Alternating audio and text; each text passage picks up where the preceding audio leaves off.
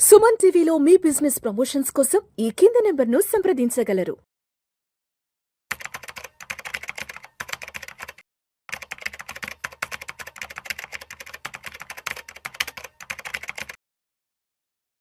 Sir నమస్తే sir Ramachandramurthy గారు. నమస్తే విష్ణు గారు. Welcome to Vishnu talks. Thank you sir Ramachandramurthy గారు, బంగారం వెండి ధరలు దీపావళి తర్వాత నుంచి కాస్తింత శాంతించాయి, చల్లబడ్డాయి.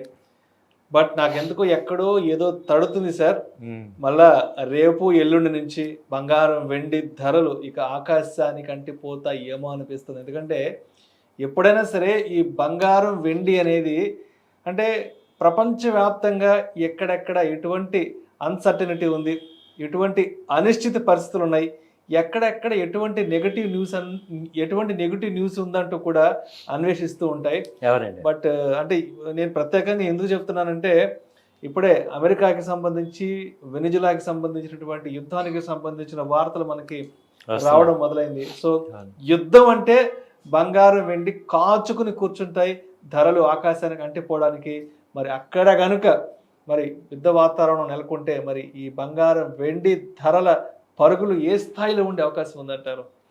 అవునండి, యాక్చువల్గా అందరం కూడా ఇండియా ప్రజలందరం ఈ వారం ఊపిరి పీల్చుకున్నాం. యాక్చువల్గా సిల్వర్ అసలు 2 లక్షలు దాటిపోద్దేమో అనుకున్నాం. 1,70,000 నుంచి ఇప్పుడు 1,45,50 50 దగ్గర ఉంది. అలాగే గోల్డ్ 1,30,000 నుంచి ఇప్పుడు 120 దాకా ఉంది.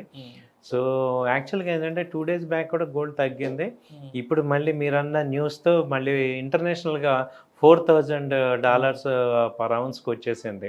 అంతకుముందు హై 4,400, మొన్న 3,900కి వచ్చి కొంచెం ఇంకా అక్కడి నుంచి కరెక్షన్ వస్తుందిలే అనుకుంటే ఈ న్యూస్ వల్ల మీరు అన్నట్టు గోల్డ్ సిల్వర్ ఎదురు చూస్తుంటే ఏది అన్సర్టనిటీ ఎక్కడుంది, ఎక్కడ యుద్ధాలు జనాలు కొట్టుకు ఎదురు చూస్తుంటే. సో ఈసారి కనుక ర్యాలీ వస్తే అది చాలా ఫాస్ట్ హై ర్యాలీ వచ్చే ఛాన్స్ ఉంది. అట్ ద సేమ్ టైం ఏమవుతుందంటే అండర్ కరెంట్గా గోల్డ్కి సిల్వర్కి ఇప్పుడు డాలర్స్ని ఎవరు నమ్మట్లేదు కాబట్టి ఈ వరల్డ్ బ్యాంక్స్ అన్నీ కూడా ఈ గోల్డ్ సిల్వర్ ఫిజికల్గా కొంటున్నాయి, స్టోర్ చేస్తున్నాయి.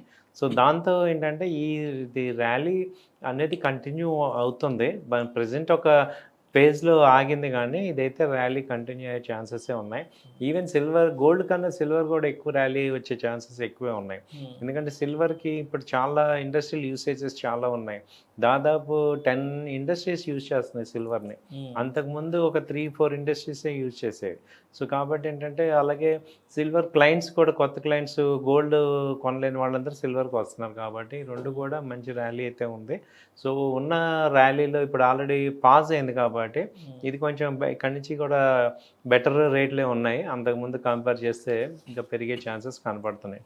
టెక్నికల్గా కూడా మనకి అంటే వీక్లీ చార్ట్స్ డౌన్ చూపిస్తున్నాయి, కానీ ఫండమెంటల్ న్యూస్ ఉంది కాబట్టి సో లాస్ట్ 1 వీక్ నుంచి $4,000 దగ్గర మేజర్ సపోర్ట్ తీసుకుంది. సో ఏమాత్రం బరస్ట్ అయినా కానీ ఇక ఈసారి ఆపలేము.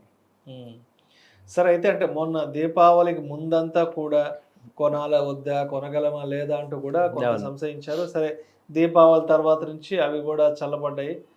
పబ్లిక్ కూడా చల్లబడ్డారు, పబ్లిక్ కూడా శాంతించారు. అబ్బా మొత్తానికి తగ్గిపోయి అన్నారు కదా. సో ఏంటి ఇప్పుడు ఒకవేళ మళ్ళా ఈ యుద్ధం కనుక అక్కడ తెర మీద కనుక వస్తే మరి ఈ ర్యాలీలో మరి కొనాలంటారా వద్దంటారా? ఈ యుద్ధం అంతా కొంత సద్దు మనిగాక ఓ 10 రోజులకో ఓ నెల రోజులకో ఆ తర్వాత కొనొచ్చు అంటారా? ఇప్పుడు దీనిలో 2 రకాలండి. గోల్డ్ ఇన్వెస్ట్ చేయాలంటే 2 రకాలు. ఒకటి ఏంటంటే షార్ట్ టర్మ్ ట్రేడ్ చేసుకొని బెనిఫిట్ అవ్వాలంటే గోల్డ్ బీస్ కానీ డిజిటల్ గోల్డ్ కానీ కొనుక్కొని షార్ట్ టర్మ్లో బెనిఫిట్ తీసుకోవచ్చు. లాంగ్ టర్మ్లో ఇన్వెస్ట్ చేసే వాళ్ళు ఏంటంటే అసలు మీరు అసలు నెక్స్ట్ 4-5 ఇయర్స్ కళ్ళు మూసుకొని కొనుక్కోవటమే. ఎందుకంటే మళ్ళీ 70,000 80,000 ఇంక రావు. అది అయిపోయింది, అయిపోయినాయి. మన కళ్ళ ముందు 1 lakh దాటింది, ఇంకా 1 lakh బేస్ అయిపోయింది. ఇప్పుడు 1,20,000 ఉంది. మహా దిగితే 1,10,000 వస్తుంది, కానీ ఇంకా 1,10,000 బేస్ అయిపోతుంది. కాబట్టి మీ దగ్గర ఫ్రీ అమౌంట్ ఉండి లాంగ్ టర్మ్ ఇన్వెస్ట్మెంట్ అనే వాళ్ళు మాత్రం కళ్ళ ముందు చూస్తుంటేనే గోల్డ్ పెరుగుతుంటాయి. ఇప్పుడు నెక్స్ట్ 2 ఇయర్స్ చూసుకుంటే ఏమది 150 నార్మల్ అయిపోద్ది. కాబట్టి మనము గోల్డ్ అని ఏంటంటే ఇప్పుడు మల్టీ అసెట్ లాగా ఒక 20% 30% ఇన్వెస్ట్మెంట్ ఎప్పుడు చేసుకోవాల్సిందే. సో మనీ ఇప్పుడు తగ్గింది కాబట్టి ఇంకొక అడ్వాంటేజ్ కింద తీసుకోవచ్చు. ఈవెన్ మొన్న లాస్ట్ దీపావళి ముందు 170 130లో కూడా చాలామంది కొనే ఉంటారు. బట్ వాళ్ళందరూ ఇక్కడ మళ్ళీ యాడ్ చేసుకోవచ్చు. అలా స్లోగా గోల్డ్ వెళ్తూ ఉంది. సో బై అండ్ డిప్స్ లాగా చేసుకోవచ్చు. ఈవెన్ బాగా తగ్గినా కూడా ఎక్కడ కనపడుతుందంటే ఈ 38 ఇంటర్నేషనల్గా 38 37 మేజర్ సపోర్ట్ అండి. అంటే మన ఇండియా కరెన్సీలో 1,10,000 మేజర్గా సపోర్ట్ వస్తుంది. అప్పుడు లాస్ట్ టైం మనం తగ్గుతుందని అనుకున్నాం, చెప్పాము, తగ్గింది. సో ఇక్కడ మేజర్ ఇంకో 10,000 అంతకు మించి ఛాన్సెస్ లేవు. ఎందుకంటే ఇక్కడ మన ఇండియన్ పీపుల్ ఏమయ్యారంటే ఒక 30,000 పెరిగి ఒక 20,000 తగ్గింది అనుకోండి, వాళ్ళకి ఏమవుతుందంటే బాగా తగ్గిపోయింది అనిపిస్తుంది. యాక్చువల్గా అది ఎక్కడి నుంచి పెరిగింది, 80 నుంచి 130 దాకా వెళ్ళి ఇప్పుడు 120కి అలా వచ్చింది అనుకోండి, మనం ఏమనుకుంటున్నాం ఓకే తగ్గిందిలే అనుకుంటాం, కానీ బయట ఎంత పెరిగింది అనేది మనకి చూసుకుంటే వేరియేషన్స్ చాలా ఎక్కువ పెరిగింది. బట్ ఇది స్టేబుల్ అయిపోయింది. ఇప్పుడు అందరం కూడా ఓకే ఈ రేటుకి అడ్జస్ట్ అయిపోతున్నాం. సో అలా అయిపోతాం మనం. అండ్ అదేవిధంగా ఇదే టైంలో ఈ మధ్య గోల్డ్ ఈటీఎఫ్లు కూడా బాగా లైమ్ లైట్లోకి వచ్చాయి. గోల్డ్ ఈటీఎఫ్లు కూడా బాగా రిటర్న్స్ వస్తున్నాయి కూడా మనకి అవునండి రెగ్యులర్గా ఆర్టికల్స్ వస్తున్నాయి. కాబట్టి సరే ఇప్పుడు ఈ ఫిజికల్ గోల్డ్తో పాలు ఏముంది, ఇంట్లో తరుగులు కూలీలు లేదంటే ఇంకేదో యుద్ధం అంటారు, ఈ నాన్ సెన్స్ ఈ న్యూసెన్స్ అంతా వద్దనుకుంటే గోల్డ్ ఈటీఎఫ్ల పైన ఎంతవరకు కాన్సన్ట్రేట్ చేయొచ్చు అంటారు? అది చాలా బాగున్నాయండి. గోల్డ్ ఈటీఎఫ్, సిల్వర్ ఈటీఎఫ్ ఈ రెండు కూడా బాగా ఫోకస్ చేయొచ్చు. ఫ్రీ అమౌంట్ అది అందులో ఏంటంటే అడ్వాంటేజ్ డైలీ కూడా కొనుక్కోవచ్చు. ఒక ఫిక్స్డ్ లాక్ ఉండదు కాబట్టి మీ దగ్గర ఫ్రీ అమౌంట్ ఉన్నప్పుడల్లా కొంత అమౌంట్ కొనుక్కోండి. ఇప్పుడు ఏమవుతుందంటే ఉన్న అసెట్స్లో అసెట్ క్లాసెస్ మేజర్గా 4. ఒకటి real estate, gold, stocks, bonds. కాబట్టి ఇప్పుడు ఏంటంటే అంతకుముందు గోల్డ్ సిల్వర్కి ఉన్న రేట్ హైక్ కానీ వాళ్ళు చూస్తే చాలా ఎక్కువ ఉంది. సో కాబట్టి ఏమైందంటే ఇవి ఇంకా ఫాస్ట్గా గ్రో అయ్యే ఛాన్సెస్ కనపడుతున్నాయి ఎక్కువ. కాబట్టి అక్కడ ఏమైందంటే డాలరైజేషన్ అయిపోయింది వరల్డ్ మొత్తం. అంటే అదరకు క్రూడ్ అంతా కూడా డాలర్స్లో ఉండేది కాబట్టి డాలర్స్ని ఎక్కువ స్టోర్ చేసుకునేవాళ్ళు. ఇవాళ ఏమైంది వరల్డ్ అంతా కూడా బైపోలార్ అయిపోయింది, మల్టీపోలార్ అయిపోయింది. ఎవరిని ఈనే పరిస్థితుల్లో లేరు కాబట్టి సో అందరికీ సేఫ్ హేవెన్ వచ్చి గోల్డే. సో కాబట్టి గోల్డ్ ఇప్పుడు చాలా వాల్యుబుల్ అయిపోయింది.